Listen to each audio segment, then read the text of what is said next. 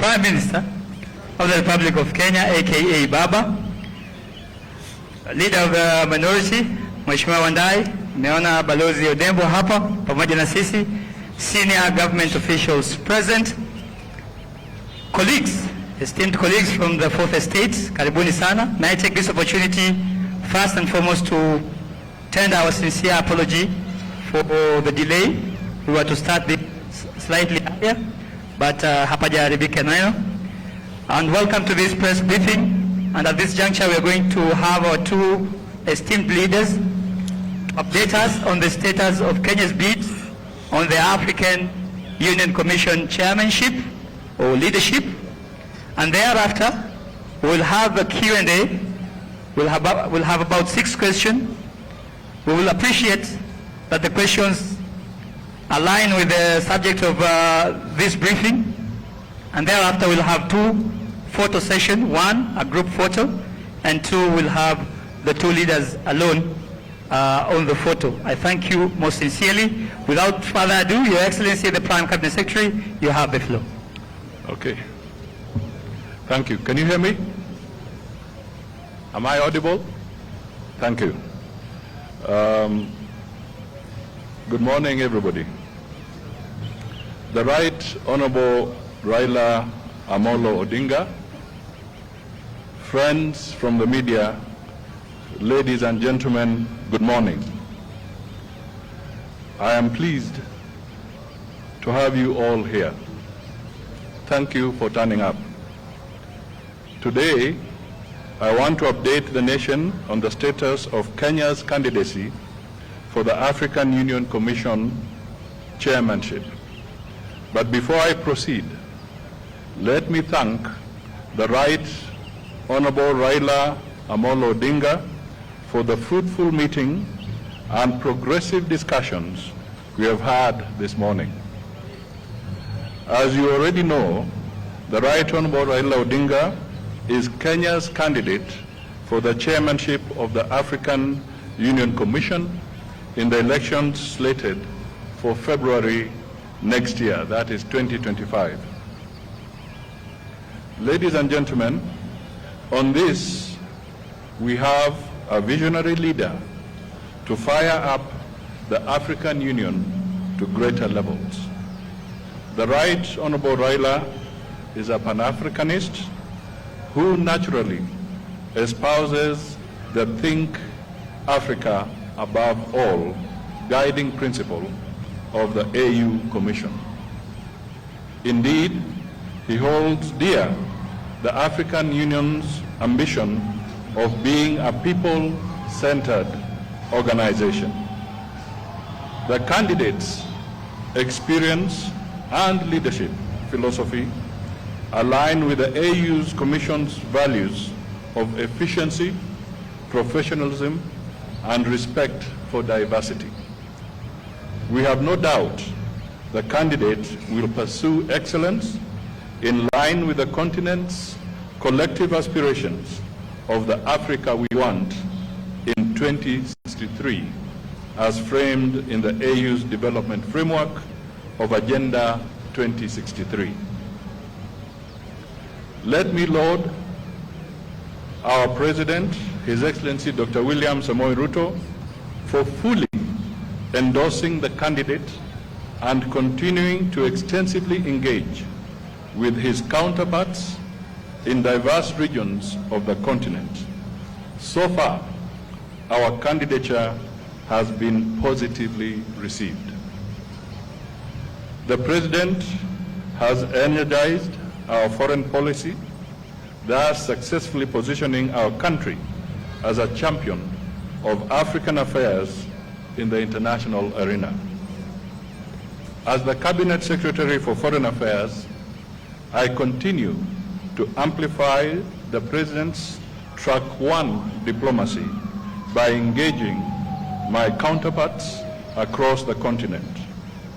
We do all this for the good of our people, Kenya's national interest, and the prosperity of our continent. Ladies and gentlemen, based on the principle of interregional rotation, This is the time for Eastern Africa to nominate a candidate for the position of African Union Commission chairperson.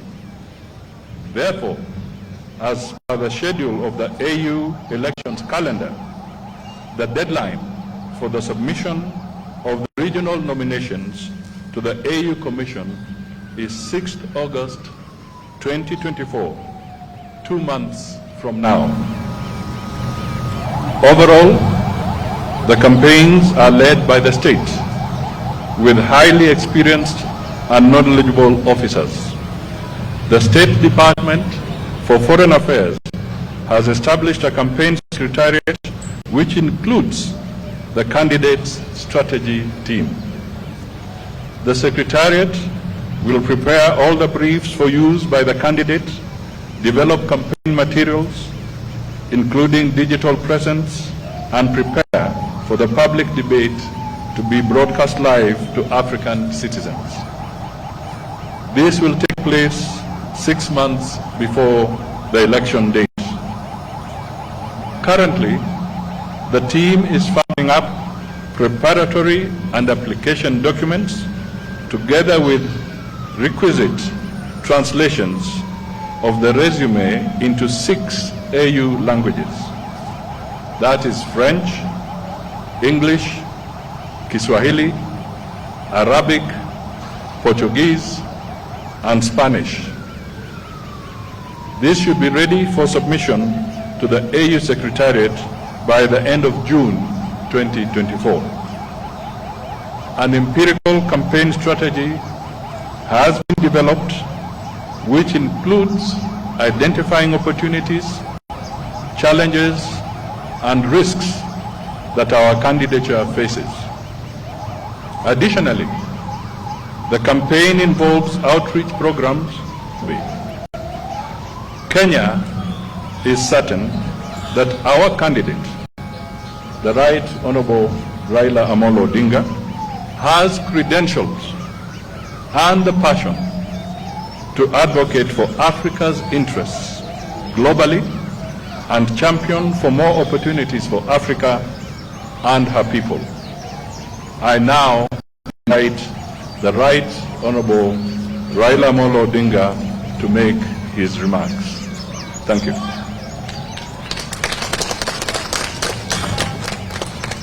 Thank you, Wycliffe. We have had a meeting with the Prime Cabinet Secretary and Cabinet Secretary for Foreign and Diaspora Affairs, my brother, Honorable Wycliffe Musalia Mudavadi, who led a team of government officials. This was in regard to my candidacy for the African Union Commission chairmanship. I wish to reiterate the obvious, that I am vying for a position in Africa, not in the government of the Republic of Kenya. But I need the endorsement of the government of Kenya for that African position. At this meeting, we exchanged notes on the state of the quest so far, the preparations from my side and the government side, and the next steps that require to be taken. The Honorable Prime Cabinet Secretary shared with me the situation and levels of preparation and commitment in the government. I have been very encouraged by the number of senior government officials offering to be part of this journey, out of an understanding that we are in this as Kenya and not as partisan political parties. I appreciate the offer of support. I shared with the government team the situation and my levels of preparation from outside the government. I assured the team that on my own I'm making every effort, tapping into my experience, relationships, and understanding of the continent to win the support of as many nations as I can. With committed and proper coordination between my team and the government, we should be able to clinch the seat. We agreed that coordination and synergy are going to be critical as we embark on the next critical steps that include the submission of my application. We therefore agreed on the need for efficiency, the need to cut bureaucracy, and unveil a well-oiled and flexible joint effort going forward. Like all campaigns, plans emerge and change suddenly. Demands arise and change suddenly, and we need to be able to respond to them as suddenly as they emerge. We also agreed on the need to understand the sensitivities in this quest that include national, regional, continental, and global dimensions to this quest, and therefore the need to always act responsibly, bearing all these sensitivities in mind. Once again, I thank Kenyans and the government for the support and the promise to keep updating the country on the status of the race. As I conclude, I just want to say that I have been requested by many friends, because many people have been surprised and been wondering how I came to this. Many of my friends from outside Kenya approached me and told me that this position of AU chairmanship is becoming vacant next year. They have looked around the continent and feel that among the people who may offer themselves, you have the best credentials to take this organization forward. After lots of soul-searching and consultations among my colleagues and friends, I made the decision to agree to accept the request. As you know that I had been the African Union High Representative on Infrastructure Development for 5 years. That position gave me an inside picture of what is happening in the AU, what the potentialities are in the AU, what are the challenges, and what are the weaknesses that they exist there. I believe that I have sufficient knowledge and experience to be able to move the AU forward. AU is an institution that was founded by the founding fathers of our nation. And their dream was an Africa that was united, an Africa that was cohesive, an Africa that was developed. The development of Africa can only be done by Africans. I am myself a Pan-Africanist and an Afro-optimist. Afro-optimist as opposed to Afro-pessimist. Afro-pessimists are the people who have given hope in Africa, say that Africa is a lost cause, it's a condemned continent.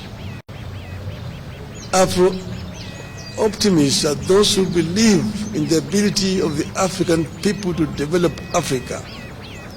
That Africa, the richest continent on the planet Earth in terms of resources, is also the poorest in terms of development. This is a paradox that we want to solve. We want Africans to be able to take charge of Africa. We want to expand the communication and trade among the African people. I was telling my brother here that when I was a student in Europe in the 60s, it was a nightmare to travel across the continent of Africa, of Europe. In Europe, to move from one country to the other, you needed a visa. And if you did not have a visa to transit to one country, they arrested you at the border and returned you where you come from.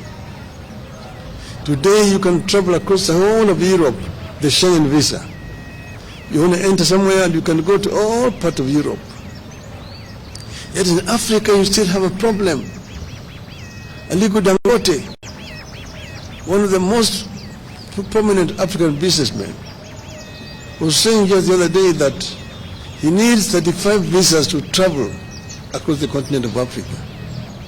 His French counterpart, who is his competitor, does not need, using a French passport. With a Nigerian passport, you need 35 visas to travel on the continent of Africa. You ask yourself why? Why can you not have one African visa? It can be done. We can connect the whole of this continent. And that's why I've been talking of the story of African lion. That the African lion must wake up now and claim the 21st century as the African century. Thank you, ladies and gentlemen.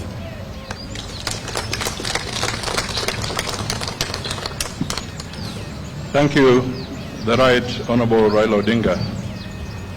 Ladies and gentlemen, having listened to Baba, I now wish to make the following concluding remarks.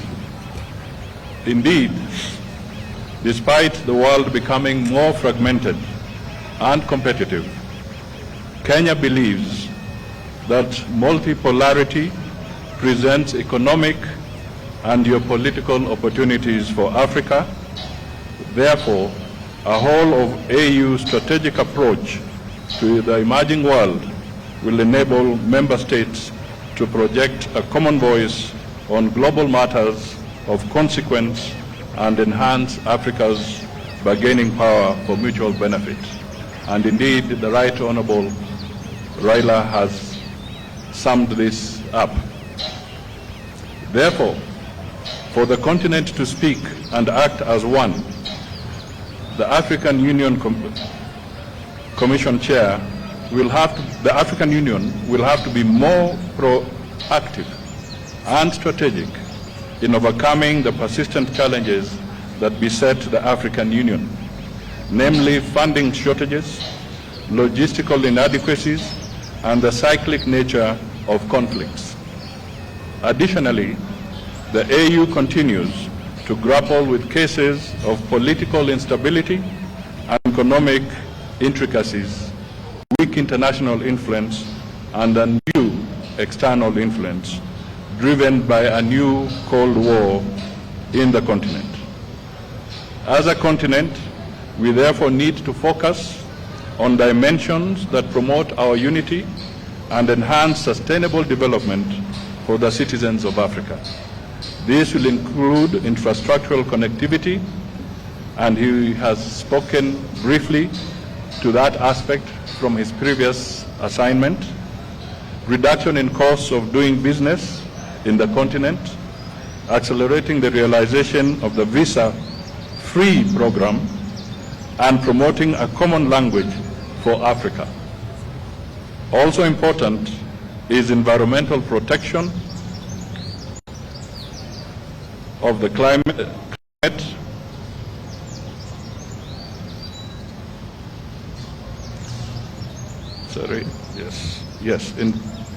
Environmental protection of the climate. The continent should work in one voice to campaign for reform of the international organizations and global financial institutions, The AU should be represented on the strategic international institutions, including membership to co-decision-making organs of the UN. We shall promote functional non-alignment that strategically seeks to establish mutually beneficial relationships globally. I may just want to emphasize here that the chairman of the AU Commission also holds the seat for Africa on the G20 forum. Ladies and gentlemen, the candidate, Honorable Raila Odinga, is a renowned champion of Think Africa above all.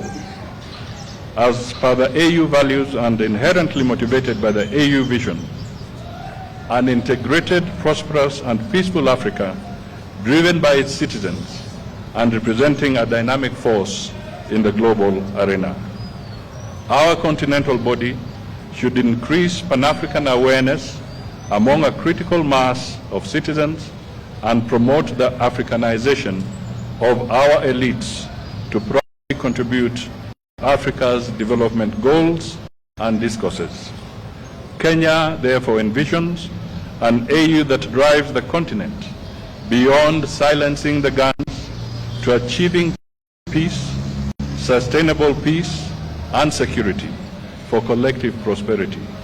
We have a long experience of supporting the AU and regional bodies as well as bilateral engagements to foster peace and security regionally and globally. We envisage an AU that will give a greater voice to the continental crisis that have often become forgotten conflicts as other global crises elsewhere get huge humanitarian and political attention. As a government and a country, we wish the Right Honorable Raila Amolo Odinga God's speed in this noble endeavor for the continent. God bless Kenya and God bless Africa. Asanteni sana.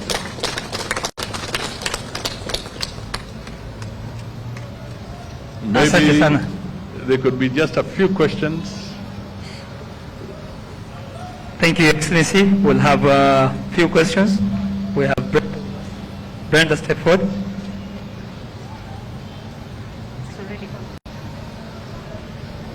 Thank you so much. I have a couple of questions that can be answered by both the candidates, Right Honorable Raila Odinga and... the Saudi? Oh, sorry. I have a couple of questions that could be answered by either the candidate, the Right Honorable Raila Odinga, or the Prime Cabinet Secretary. You have told us about the benefits that Africa stands to gain from Mr. Raila's candidature. What does Kenya stand to gain strategically for you going for that AU seat? And secondly, the Prime Cabinet Secretary has told us that the President and yourself have been already reaching out to your counterparts from the region and beyond the region, the East African region, trying to get support and push for Mr. Raila's candidature. What is the status of that push? Thank you. My name is Brenda Wanga from Citizen TV. Okay, it's dependent on a prosperous Africa. And we want to make it very clear that as Raila champions issues that affect the Africa continent, Kenya is part and parcel of what he shall be championing. So we are sure that as he moves across the continent, Kenya is also a beneficiary. The second aspect of it, from a Kenyan perspective, we must look at it also as a national interest. This is not a localized issue. It's not a village challenge. This is a national interest for the people of Kenya as they prepare to offer leadership to the African continent. And as I said, we see an embodiment of those national interests in Raila's candidacy. Thank you. Well, Kenya is part of Africa. So what Kenya is going to get is equivalent to what the rest of Africa is going to get. If you improve matters in Africa, Kenya becomes a beneficiary. One example I want to give is inter-African trade. Inter-African trade currently stands at only 15%. Africa trades very little with itself. Inter-European trade stands at 70%. Inter-Asian trade is now getting towards 60%. Even South America stands at about 30%. But Africa does not trade with itself for reasons, some of which are actually solvable, or problems solvable. You see, there are non-tariff barriers which have been introduced by some African countries, which makes it very difficult for goods to move from one African country to another African country. Secondly, there is infrastructure challenges that makes it very difficult for Africa to trade with itself. You know, Africa Continental Free Trade Area areas.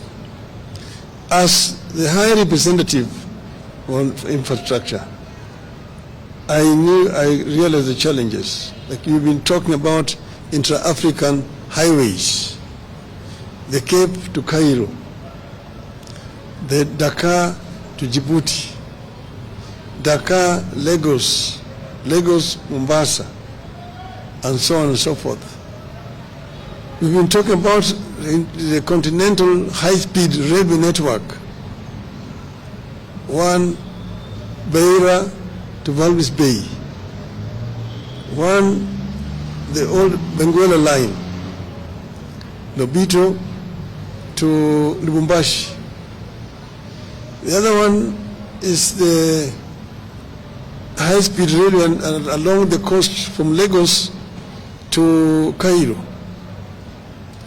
The other one is our LAPSET, the Lamu Port, South Sudan, Ethiopia Transport Corridor, which as a representative of the AU on infrastructure, we actually extended from Juba through Bangui in Central African Republic to the Port of Cameroon to create a land bridge that links the Atlantic Ocean to the Indian Ocean and opening up the interior of the continent, which are landlocked for trade. See, for example, Kenya grows tea. How does Kenya export its tea to Central African Republic? Between Kenya and Central African Republic, infrastructure. You have to find a ship that will go around the Cape, along the western coast, to the Cameroonian port of Douala, and then by road to Bangui. The French are there ahead of you. That's why they drink in Bangui Kenyan tea, christened as English breakfast tea. But with an upset, we can be able to take our goods there. But this infrastructure cannot be developed country by country. You need to have a mechanism at the center that is coordinating funding for the infrastructure. If you want to do the LAPSET, Kenya can only do its part up to the border with South Sudan. Then South Sudan needs to take it from there to the border with Central African Republic. Central African Republic takes it to Cameroon and to reach there. But you need a center to be able to coordinate funding, to mobilize funding for this infrastructure development, which are cutting across the continent. That is why those things have not been done. That's why even the trans-African highways have not been done, and so on. So, getting there, we are also talking about the high-speed fiber optic network connecting all the African capitals. We're talking about open skies to be able to move freely in the African airspace without so much impediment. At the moment, traveling across Africa is a major problem. Recently, when I was going to the funeral of the president of Namibia, we chartered an aircraft here. We had to spend 3 hours at Wilson Airport waiting for clearances of airspaces, the transit countries.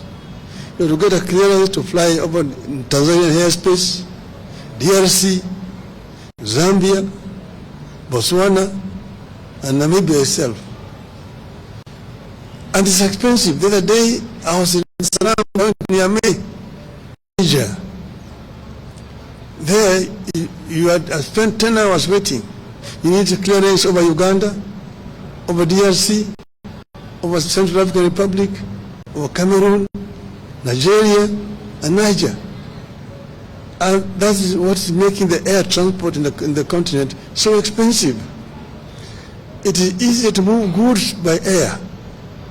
It is easier to put the facilities across the continent. And then have also an African continental air traffic control. In Europe, you only need one permit and you can fly all over the countries of Europe. Here you need to get permission from Nairobi, Dar es Salaam, Kinshasa, Lusaka, going down those sides. So all this is what is making it and so forth. We've been talking about making the Nile River navigable so that you can be able to move from Mediterranean Sea to Lake Victoria. Ships can move from Europe and don't have to go around the Horn to come to our coastal side. You can go right on the Nile to Lake Victoria and land there in Jinja, in Kampala, in Kisumu, and in Mwanza. Those are some of the projects that could be done. And if you open up those way, Kenya will be a major beneficiary, and Africa generally. So we have ideas which we think, if implemented, will improve the inter-African trade. Thank you. Asante sana. Thank you so much, Your Excellency. In the interest of time, Your Excellency, we are unable to take more questions because the Prime CS is needed somewhere in Nandi in the next few. More? Okay, one question. Excellencies, my name is Mwangi Maina from the Isili Voice. First question to the former Premier. Some Kenyans and some Africans feel that Nairobi fronting your candidature is a way of settling domestic political scores. Do you think you're exporting domestic politics to Addis Ababa? The other question to you, former Premier, it's about the Kenya stance, Kenya openly standing with Israel, which has been committing a genocide in Gaza. Do you think this could potentially impact your candidature at the African Union Commission next year because of such global geopolitical standing? Asante Mwangi, thank you. No, I mean, I'm a Kenyan, and as I mentioned, nobody has asked me. The Kenya government did not ask me. I made a decision myself that I want to offer myself to serve the continent. And as you know, you cannot run for this position without being sponsored by your country. Your candidature is not valid until your country has said yes. So I was myself pleasantly surprised that the Kenya government said they would support me. I was expecting them to say no. I don't know the reason why they said yes. That is their own decision, it's not mine. I will tell you why we said yes. We said yes because Raila is competent. Yes. And we are looking at Kenya's national interests and Africa's national interests. So this is not about our local issues. And we do not want, and we really want to get the Fourth Estate to help us to project the national interests of Kenya, because it would be a first for Kenya. And it would be an opportunity for Kenya to offer leadership to the African Union. And Raila Amolo Odinga has got the requisite experience. As I said in another forum, he has seen both hot and cold. And Africa is beaming with both hot and cold. And Raila is required on the African continent. Your Excellency. On the issue of Israel, it's just, I think yesterday, the Gaza issue, I issued a very clear statement on behalf of the Republic of Kenya, where I said that Kenya stands for a two-state solution, so that Israel stands as a nation and the people of Palestine should also have their state as a nation. So under no circumstances is Kenya favoring one against the other. What is important is that the conflict in the Middle East, like in other where there is conflict elsewhere, we call for a peaceful resolution as soon as possible, because the humanitarian crisis is huge. Your Excellency, my name is Jeff Kiru. Regarding EAC, they have been pushing for one candidate. The newest kid on the block, Somalia, has its candidate. In the eastern region, we have Djibouti and Seychelles who also have candidates. Is it a concern to you that this might complicate matters, considering the two-third requirement to clinch the seat? And also, could you clarify on the composition of your campaign team? As I said here, that we are focusing on Kenya's candidacy. Other countries that have their wish to front a candidate will speak about their own. But for now, as far as we are concerned, we have a long journey to go to campaign, and our candidate is Honorable Raila Amolo Odinga. And as I indicated in my earlier remarks, that the strategy is in place, and we shall be looking at all the challenges and opportunities as we go along. And I think I should also tell you that subsequent to this, I think the lady had asked, I want to emphasize that our president has also made several strides in talking to his counterparts across Africa. And all that, I'm sure, will count for something in the next few months. Thank you. Thank you very much, ladies and gentlemen. We are now going to the next session, photo session, very quickly. Can I be assisted to move the podiums, please?